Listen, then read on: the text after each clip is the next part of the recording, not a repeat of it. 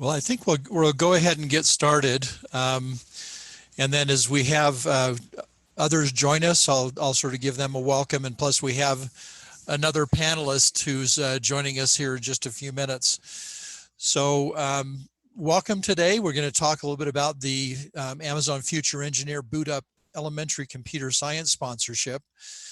And I do know that some of you are coming from districts who have applied and been awarded the sponsorship. So this might be just an opportunity for you to gather some information. Others are learning about it, and we're still taking applications, so that we hope that those of you that are interested will still apply.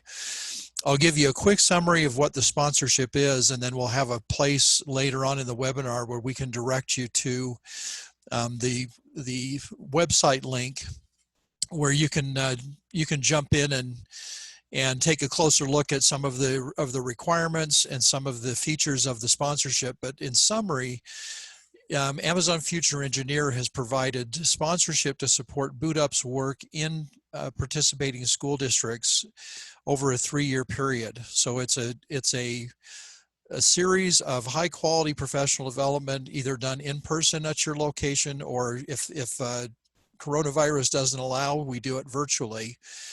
And today you'll learn a little bit more about BootUp, a little bit about Amazon Future Engineer, and also here's from Brenda Bass, who's one of our facilitators, about the work that she does when she goes into districts. So just a quick introduction of those that are on the panel today. I'm Clark Merkley. I'm the Executive Director of BootUp Professional Development. We also have joining us today Jack Oligas, who is a Senior Program Manager at Amazon Future Engineer, and Brenda Bass, who's a Professional Development Facilitator at BootUp. So just a quick announcement. We had an initial deadline back at the end of March. Of course, the whole world turned upside down in March, and so we gave districts around the country an opportunity to apply to have their applications reviewed. With those that submitted by June 30th, we've already announced that the following districts have been awarded the sponsorship, and some of these may be districts that you are part of, or some that you know very well. So the Aldine Independent School District in Houston, Texas, Chicago Public Schools, Dallas Independent School District, Elementary School District 159 in Matson, Illinois, which is just a south suburb of Chicago, New York City District 1, New York City District 26, Prince George's County Public Schools in Maryland, and also Shelby County Schools, which is in the Memphis, Tennessee area. We've already begun reviewing those that submitted their applications by the end of last month, and we'll be announcing some additional districts that will be joining us in the program. So that little link there at the bottom of this slide tells you where to go to even get an intent to apply submitted. So it takes just a few seconds to complete that, just to let you, to have you give us some basic information about your district so that we can notify you of any upcoming changes. So a little bit about BootUp. We're a national nonprofit that provides elementary computer science professional development throughout the country. We work with districts rather than individual teachers or schools. And we do that because we know that when a district is committed and participating, that they're going to provide the support and the accountability and the other direction that teachers might need to make sure that this happens in elementary schools in their district. So we work with each district to customize a plan specifically for them. It includes our on-site or virtual professional development, depending on circumstances, the curriculum, not only for the professional development, but also for the student-facing lessons, model teaching that Brenda will talk a little bit more about today, coaching or the development of district-level instructional coaches that will do the training in the future, and for the creation and support of a professional learning community of coding teachers in the district. So about a year ago, we started discussions with Amazon Future Engineer to provide this support to school districts around the country. And one of the things that was, I think, appealing to Amazon Future Engineer, and I'll let Jack talk a little bit about that, was our ability to create these ongoing sustainable models of computer science in districts. And the real goal is, you know, our mission as a nonprofit is to get elementary students coding, but we believe that really the only way to do that is by empowering the teachers. So we help teachers achieve the self-confidence, the confidence and self-efficacy to facilitate coding and computer science lessons in their classroom. So I'm going to turn a few minutes over to Jack to have her tell us about Amazon Future Engineer while I get a swig of water. Hold on. Thanks, Clark. I'm Jack Olagus. I am a program manager at Amazon, and I lead our elementary programs for Amazon Future Engineer. Our program officially launched in the fall of 2018, and we are a childhood to career program. We really aim to increase the accessibility of computer science education for students, especially those from underserved and underrepresented communities across the country. Within the K through 12 space, we focus on providing computer science education, professional development for teachers, curriculum, and courses to districts and schools across the U.S. In the college space, we provide 100 students each year with $40,000 scholarships and an automatic internship at Amazon after their freshman year of college. So as you can see through our programs, we really try and build them out to provide opportunities for students to get inspired in their elementary years and build out those 21st century skills, and then have the avenues available to them to persist in computer science through to a career in the field. We want students to have the resources available to them to help them build their best futures, whatever they end up choosing that to be. So we're super excited to to team up with BootUp, and hoping to work with all of you in the future. And thank you so much for your interest. Thanks, Jack. And Jack's going to be available on the webinar today if you have any questions. So there's a couple of options for you. If you have a question, you can drop it into the Q&A box there at the bottom. This webinar is also being recorded, so if you want to review it or share it with a colleague as you think about or begin working on an application for the sponsorship, that would be great. And then we'll open it up, so if you have questions, you can click on the hand raise button and we'll unmute you so that you can ask your question. So I love this comment or quote by Dr. Resnick at MIT. He was one of the initial developers and creators of Scratch, which is the block-based coding program that we use quite extensively. And he talks about coding as a literacy, as another form of expression. And we firmly believe that most elementary students are not thinking about future careers unless it's to be a rock star, a famous singer or dancer, or a sports star or something like that. But we know that when they gain this literacy, it helps them express themselves in a new way, just like they do when they're learning how to read and write, and when they're learning mathematics. Coding is really another language or form of expression, and we've experienced that students find tremendous joy in creating new things for themselves, for their families, and the things that they care about.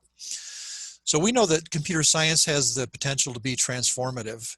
We've seen it in our work around the country. Much of our work has been subject to university research, some of which has been published and others is still in development. But it teaches students algorithms or that set of instructions that a computer needs to operate. They're also learning design concepts. So much like an architect, when she sits down to design a new building and thinks about the form and function, she'll take a lot of things into consideration as she begins the architectural drawings. Our students do the same thing when they're creating their coding projects. They think about what they want to create and then they set it up. And of course, one of the things that we know is that they're learning really important skills along the way.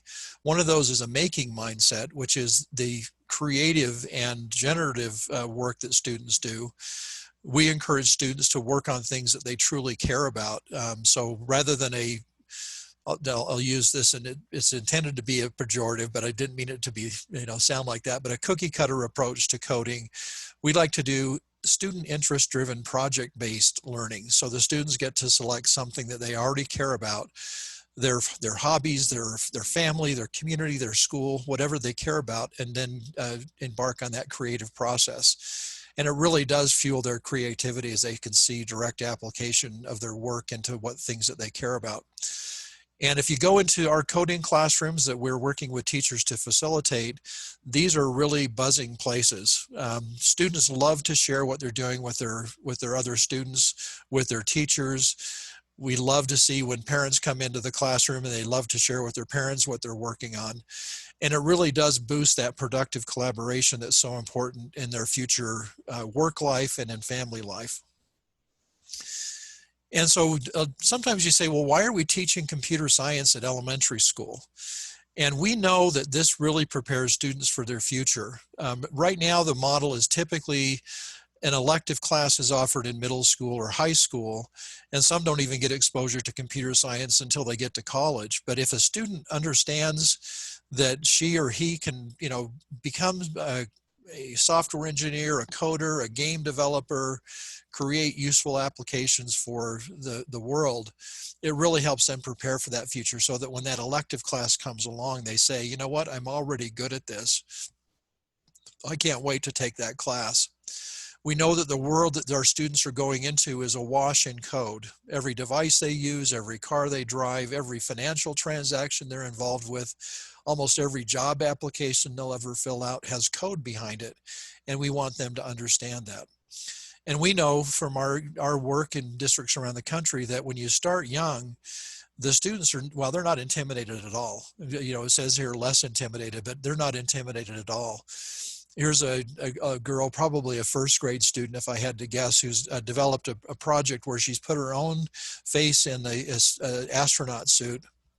And it really helps these students begin to believe and get inspired about what they can be when they grow up.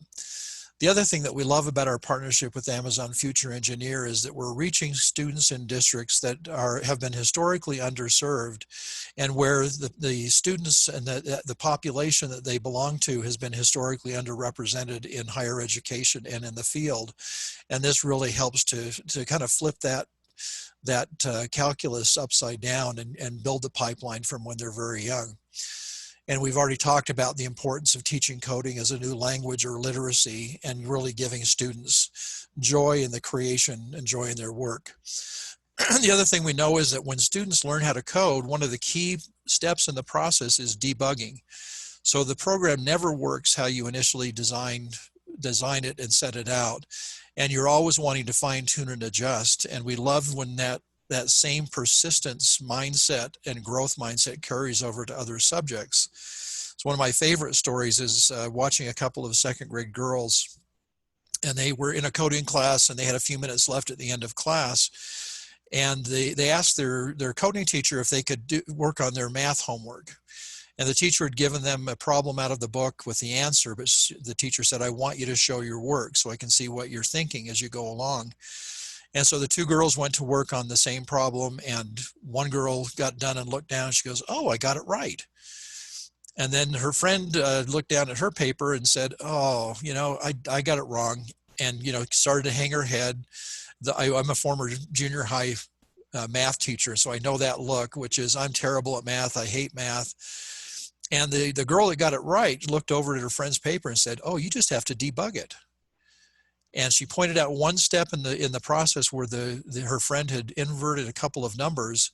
She flipped those numbers back around and then worked the problem again and got the correct answer. And she said, as she was doing this, she goes, oh, that's right, I just have to debug it. So we love it when the students are carrying over those skills into other subject areas. And we've seen that in essentially every subject area as students begin to integrate across the curriculum. So just a quick intro to the application process itself. If you go to that link that we'll share at the end as well to create your own application, it's a relatively straightforward process. We ask some demographic questions about your district. We ask some implementation questions about who is going to be teaching coding, how many schools will be involved, how extensive you want your implementation to be. And then we do ask for the superintendent's recommendation, and there's a easy way in the application process to forward the application to the superintendent for her or his approval. And then you click submit. And then if you have any questions along the way, and we'll show this email address up at the end as well, you can go to amazonfutureengineer@bootup.org and email us any questions that you've got. And we are still taking applications. We are filling up the slots, but I'm confident we're going to have some slots left, but it'll probably be the best plan to get your application submitted by the end of July. So I'm going to turn some time over to Brenda Bass, who's one of our professional development facilitators, and she's going to talk a little bit about some of the work that she's been doing in districts around the country. And I will, before I turn it over to Brenda, not only is this session being recorded, but we've recorded past sessions that talk about either the curriculum, the application process itself, a little bit about professional development. So there's other webinar recordings that you can go back and listen to. But if you have any questions, please let us know. So Brenda, I'll turn some time over to you to, well, before I do that, Antoinette raised her hand. Let me see if Antoinette, you have a question you'd like to ask right at this point before Brenda gets started.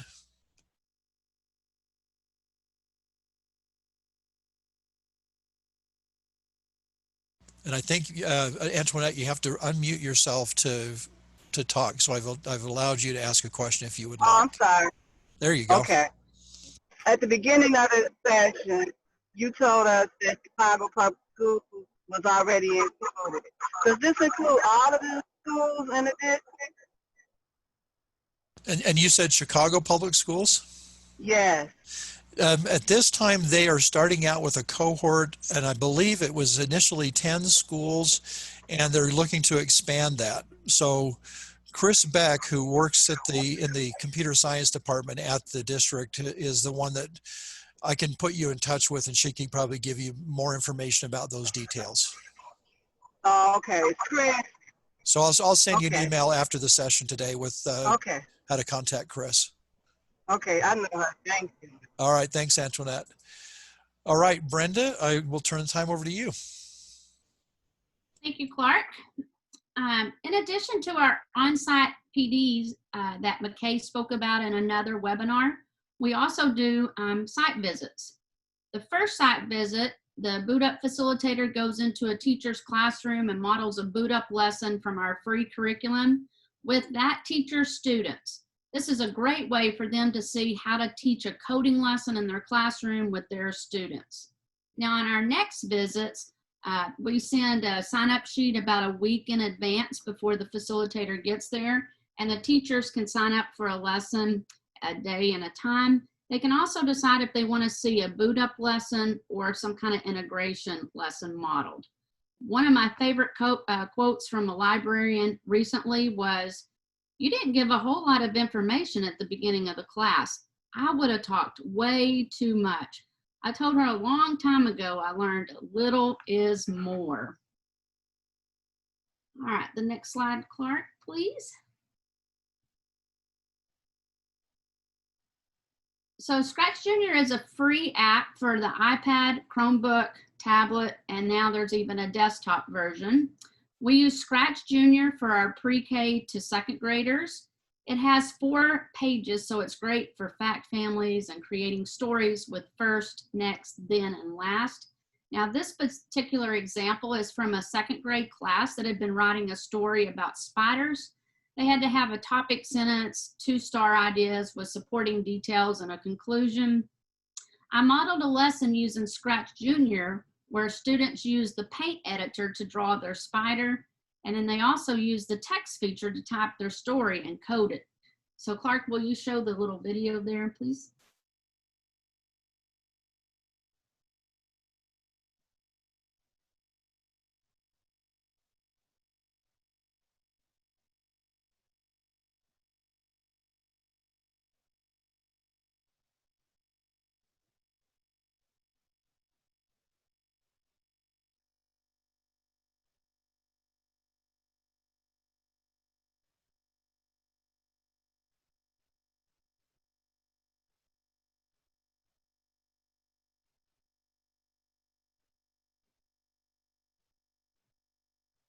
Thank you. Next slide.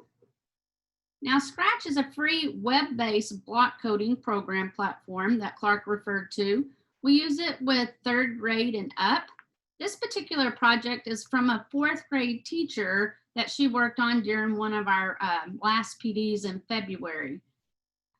She had some problems with it or some bugs, and so she went back to her class the next morning and was showing the class. And the class said, well, let's debug this. So they sat down and they figured out together how they could fix her problems. And then also they wanted to add some sound and so forth. So Clark, will you show the video there?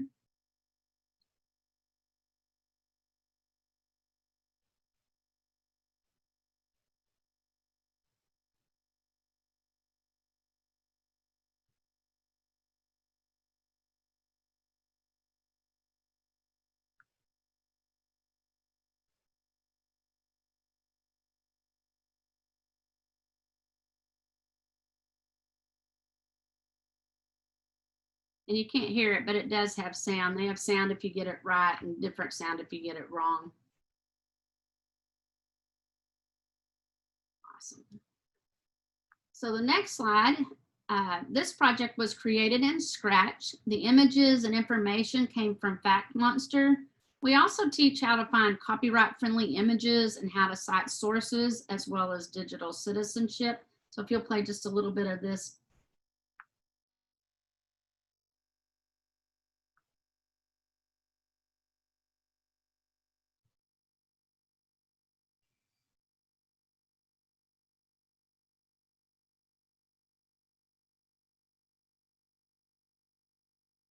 So during this particular lesson, one of the 6th grade boys found the speech to text, and he was so excited about that.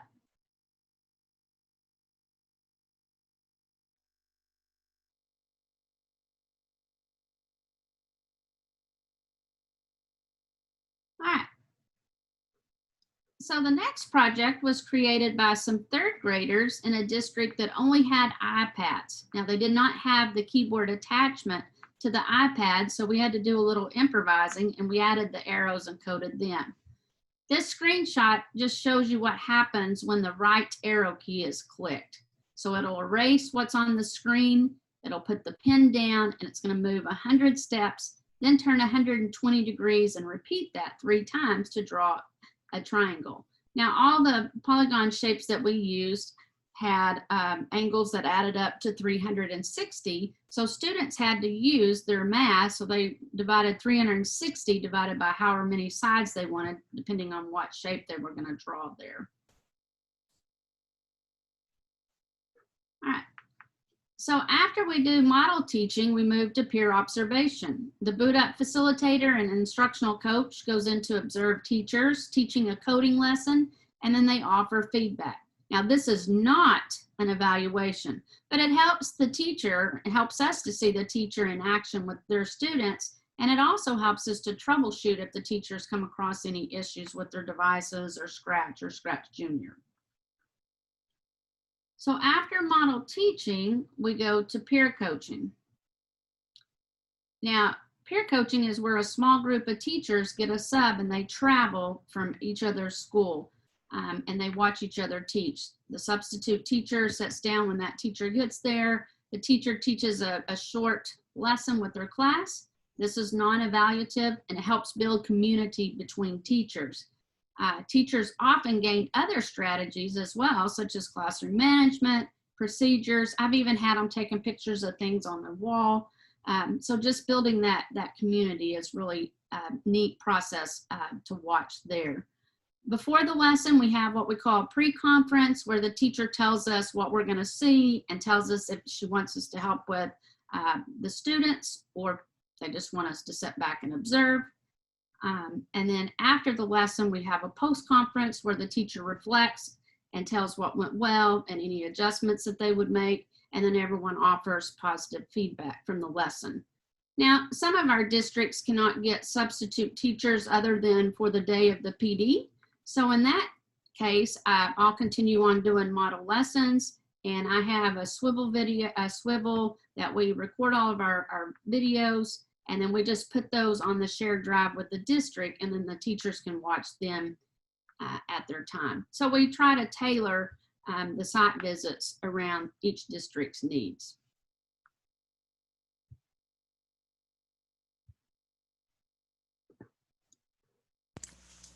All right. I think, anything more, Brenda? That's all I have. Thanks. Okay. So I've got the email address where you can, or the link where you can go to submit your application at the AFE bootup.sma or smapply.org. There's my email address and Twitter handle for BootUp. But I'm going to go down it to see in the Q&A, see if we have any questions. Doesn't look like there's any questions in the Q&A. So I will, if you have any questions and you'd want to raise your hand, I can certainly answer or, unmute you to allow you to ask those questions either of me or Jack from Amazon Future Engineer or Brenda about model teaching, site visits, and peer coaching.